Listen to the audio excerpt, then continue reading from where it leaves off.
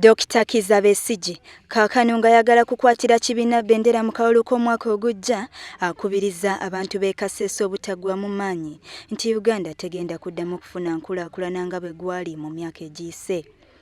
Besigye ategeezezza abantu wano nti balina obuvunaanyizibwa okukyusa enfuga mu ggwanga n'okwewala enfuga y'okwawulamu abantu.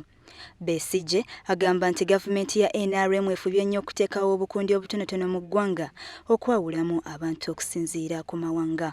Wano era anokoddeyo obukulembeze bw'ennono obubadde obudingiye, abaasongola, Banyabindi, ssaako n'Abacenga nga bano bonna bagenda kunafuya obusinga bwa Lwezungululu obukulemberwa Omusinga Charles Waiziri Omumbere. Yabumbye obutegeki ne bakozesa divide and rule. Nangwa n'omubyakale cyane bakozesa divide and what? Nicyo kurebera amanyaruho no mu nsozi n'oburamu obusinga harimu n'abandi abakujamu nabo.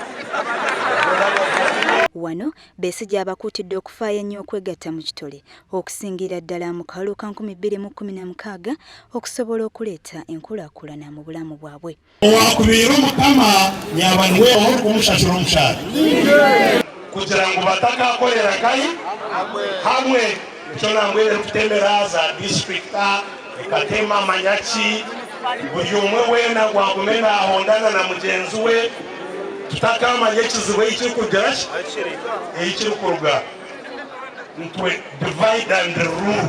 Era wano Besigye alaze abantu engeri gye bagenda okukolamu nga batwala gavumenti ya NRM oluvannyuma lw'akalulu ka 2016. Era olumaze wano abantu ne batandika okumusondera ensimbi z'amafuta okusobola okutalaga eggwanga lyonna ng'abunyisa enjiri eno.